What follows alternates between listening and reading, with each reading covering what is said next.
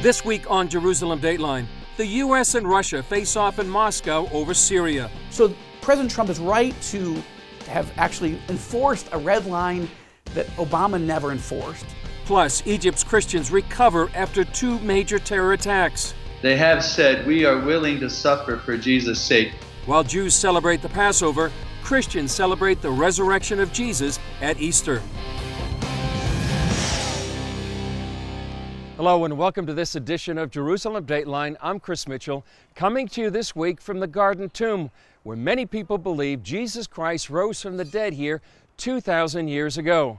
We'll talk more about the resurrection later in the show, but first in the news, U.S. Secretary of State Rex Tillerson went to Moscow as part of the latest crisis in the relationship between Russia and the United States. Dale Hurd has that story. Right now, we're not getting along with Russia at all. It wasn't supposed to be like this. U.S.-Russia relations were supposed to improve under the Trump administration.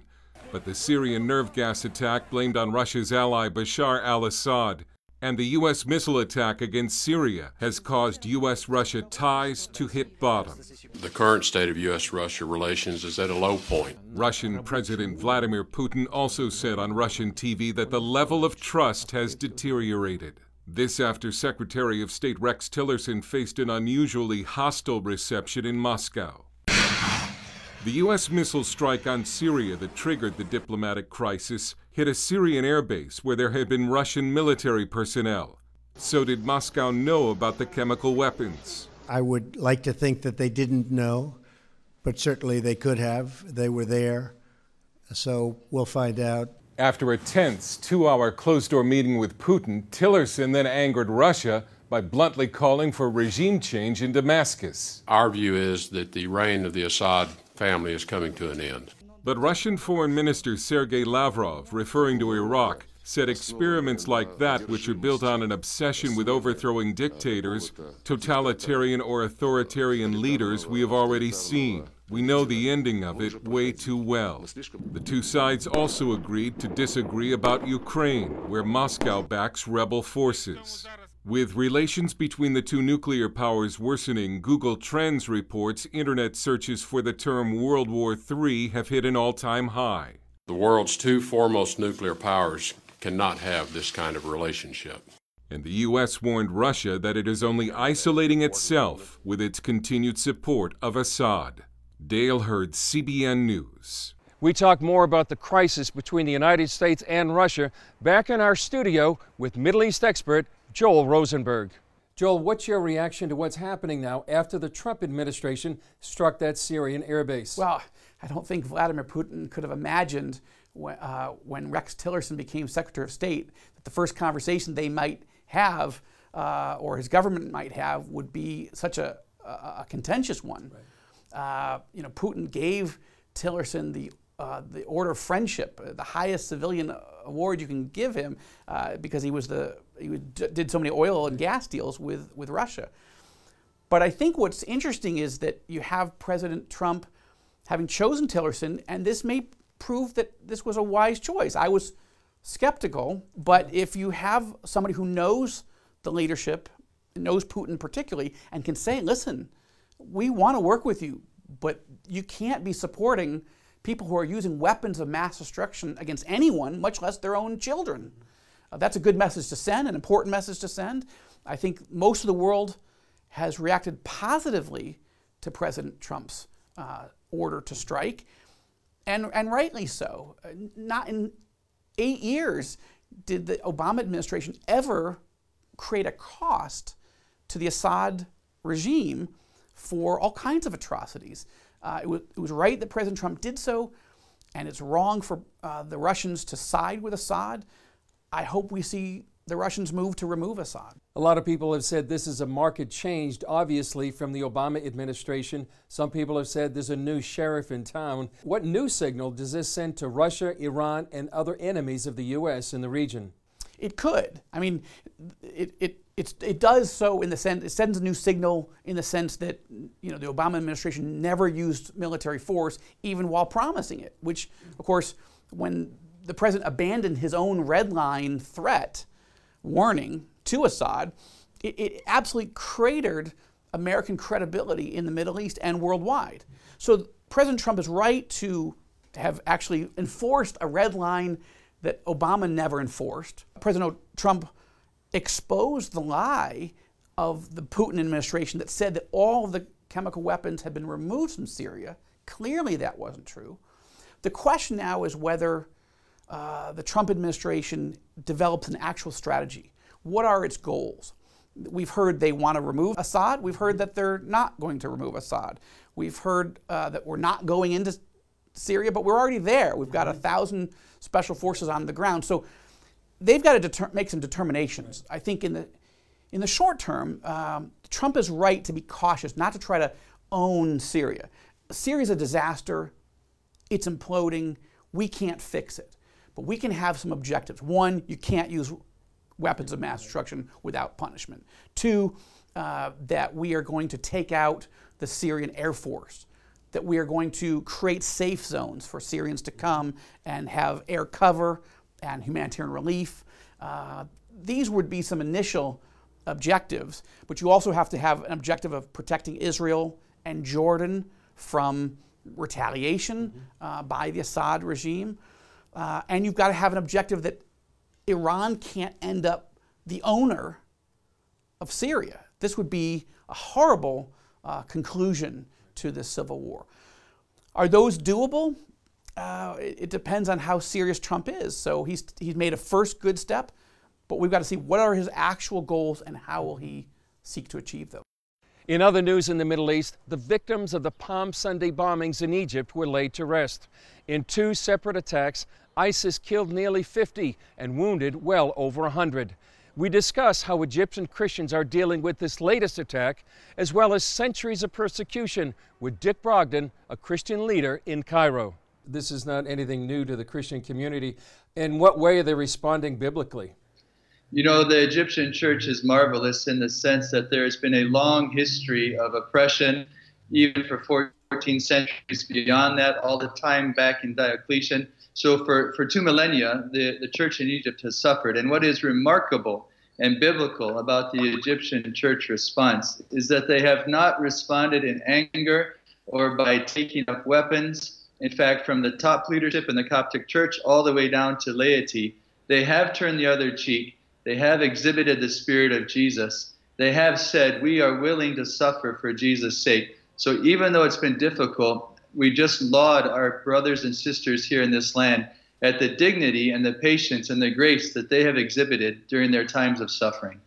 And Dick, how can people be praying, Christians around the world be praying for the church there in Egypt now? Would you pray that the church in Egypt would not only survive these militant attacks, but have grace and favor and courage to articulate and open up their mouths and share with Muslims across the nation the reason for the hope that we have. You see, in these tragedies, which are horrific, we are not dismayed because we are people who believe in resurrection.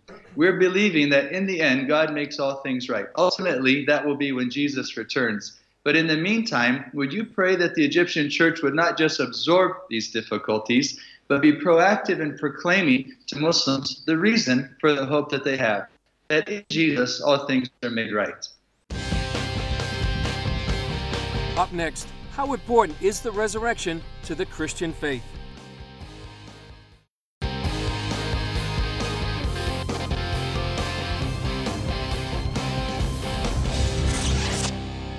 Welcome back to Jerusalem Dateline. Behind me is the tomb where many people believe Jesus Christ was laid to rest and then 3 days later rose from the dead. And as Paul Strand reports, it's the resurrection that is the core of the Christian faith.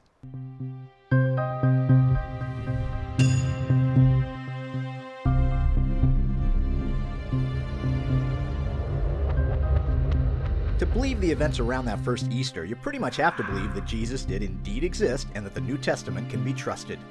Biblical scholar Jonathan Marrow. The fact is, we have far more sources for Jesus of Nazareth than we do for many historical figures in the first century. As well, we have at least 18. 12 of those are non-Christian sources. As for the New Testament, these books are the best attested pieces of ancient literature we possess. Dallas Theological Seminary's Darrell Bach says the Bible has far more ancient pages surviving than any other book from antiquity. It's exceptional. You're talking about over 5,800 Greek manuscripts, over 8,000 Latin manuscripts. Most books that we work with in the ancient world have maybe at best a dozen manuscripts. For some, the biggest barrier to faith is believing that Jesus Christ could really have risen from the dead. But Merrow says everything hangs on that. Paul made the argument in 1 Corinthians 15, he's like, look, you can test this. If the resurrection didn't happen, Christianity is false. It's whether you believe it or not, whether you're sincere about it, if the resurrection didn't happen, Christianity is false, go to the next religion. But Christian experts say that to dismiss the resurrection, any theory you come up with to explain the historical happenings has to explain 3 historical facts. That there was an empty tomb 3 days after Jesus' body had been placed in it. He appeared to hundreds of people in numerous places for almost 7 weeks after his crucifixion. And something huge happened to turn all the cowering, cowardly disciples into bold believers proclaiming a risen Messiah they were willing to be tortured and die for. Some suggest that the apostles all lied, a vast conspiracy theory to turn the deficit of his death into the positive of a risen Lord. But apologists like Darrell Bach here in Dallas point out that when you look at it all the way through, it's actually easier to believe in the resurrection than its alternatives. Some suggest the female disciples who first found the empty tomb might have just had the wrong tomb. But surely the Jewish leaders who'd had Roman guards placed by Jesus' burial place, and Joseph of Arimathea, who owned the tomb where Jesus was, would have quickly corrected that mistake. If you're going around preaching Jesus was physically raised from the dead and people knew where he was buried and knew where they could find his bones, that message wouldn't even get off the ground. A leading biblical apologist, Josh McDowell, says these disciples knew this. In the resurrection, where was the hardest place in the world to convince anyone it was true if it was false? Jerusalem, where a 15-minute walk by anyone could confirm the emptiness of the tomb. And then they said, you were there, you saw it. Matthew 28 points out the Jewish leaders bribed the tomb's guards to say that they'd fallen asleep, and the disciples then stole Jesus' body. But if they were asleep, how would they know it was the disciples? And if the disciples were making up Jesus' resurrection, would they have lived and died for him, and a fiction they themselves made up? And if they knew it, then you'd have to say, here were these men who not only died for a lie, but they knew it was a lie. I challenge you to find others in history that it's true of. It's not. You don't die knowingly for something that you know you made up.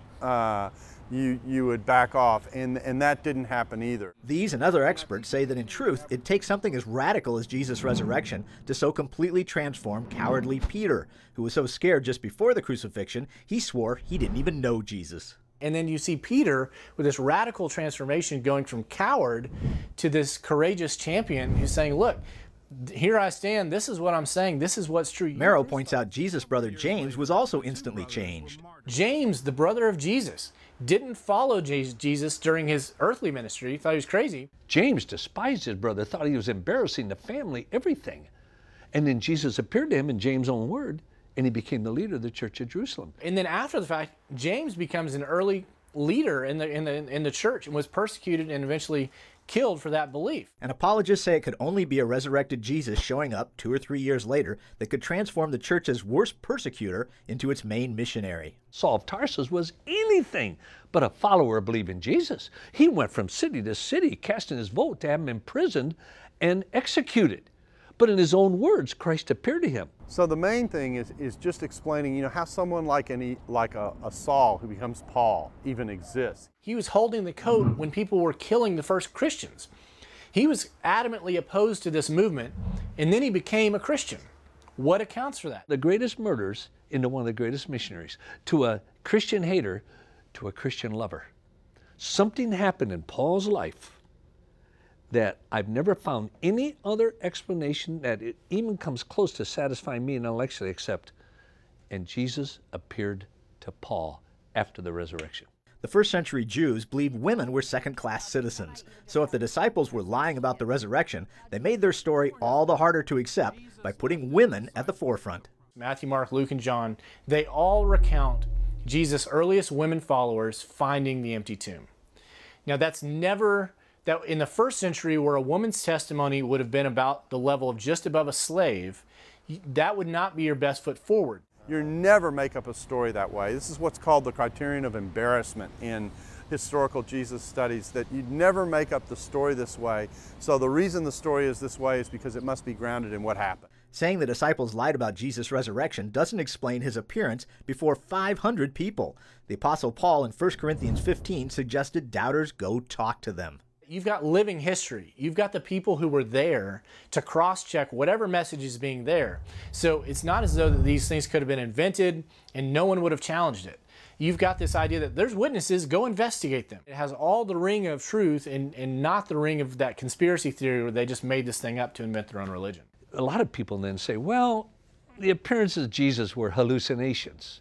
500 people one time. McDowell studied the research on hallucinations, which shows they're not triggered by anything external, so no two people ever have the same hallucination. Because it's all internal, subjective. Would it have 500 people have the same hallucination? Paul would be 500 miracles equal to the resurrection. But Merrow does say to accept the resurrection, you do have to believe in God. But if it's at least possible that God exists, then miracles become possible. And when you look at the resurrection evidence, it's pretty remarkable how strong it is. And that's why it's at the core of Christianity. But it's not a blind faith kind of thing like believing in the Easter Bunny or a lucky rabbit's foot. Christians don't believe that Jesus rose from the dead because the Bible says so. They believe he rose from the dead because that's what the earliest and best historical documents show, and that's what's the best explanation of the data. Paul Strand, CBN News. Up next, see the place where Pilate may have sentenced Jesus to death.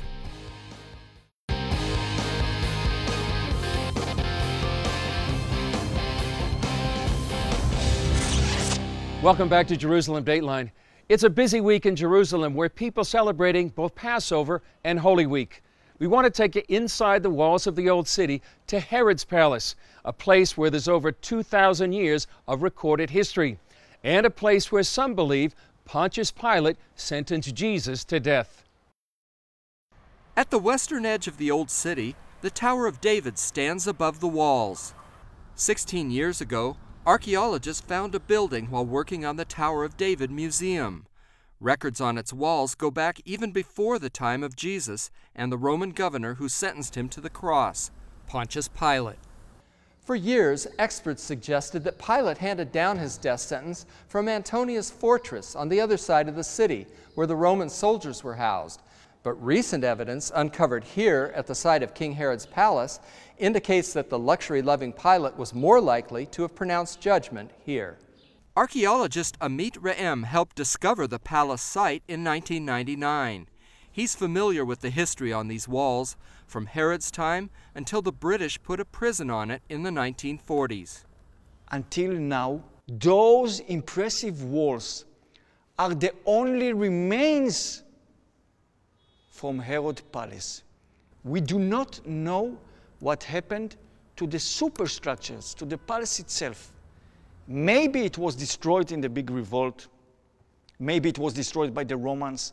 Maybe it was destroyed by the Crusaders or the Ottoman. We don't know exactly where Jesus was tried, where he had his interview before Pontius Pilate, but we know it's somewhere in Herod's palace.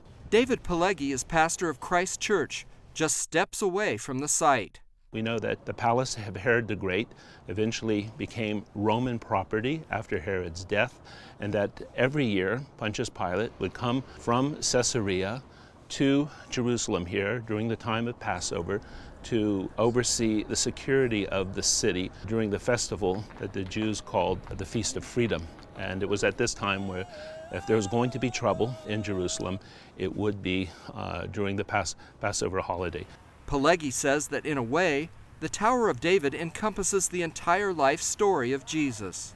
Scholars have been saying for half a century that the life of Jesus begins at the Tower of David, or what was then Herod's palace. That's when the Magi come to visit King Herod.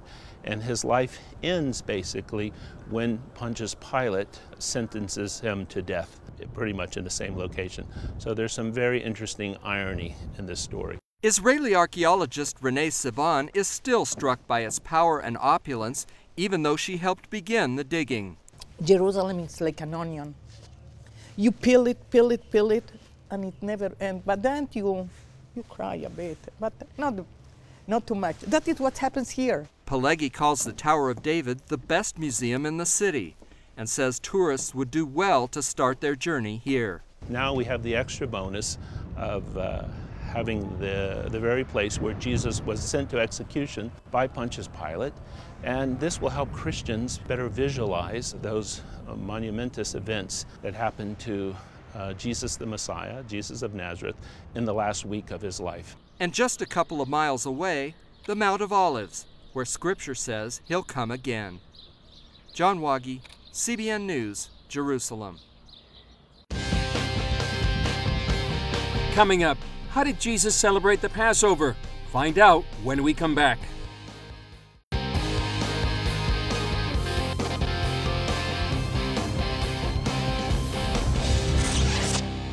Welcome back. Here's an example of what we do on one of our social media platforms. This is called Hebrew Word Wednesday, and this week we're celebrating Passover.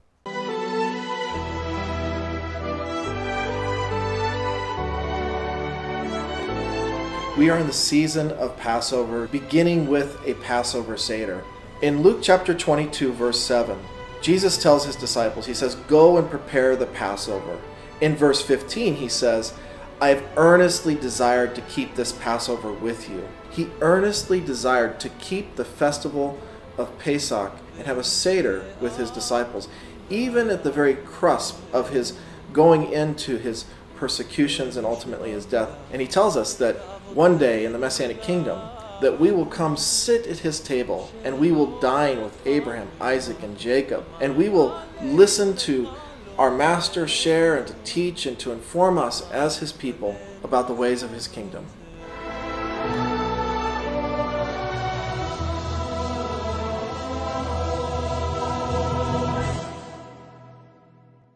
Well, that's it for this edition. Remember, you can follow us on Facebook, Twitter, Instagram, or YouTube. Thanks for joining us this week from the Garden Tomb. To all our Jewish friends, Chag Sameach and Happy Passover. To all our Christian friends, Happy Resurrection Day. I'm Chris Mitchell. We'll see you next time on Jerusalem Dateline.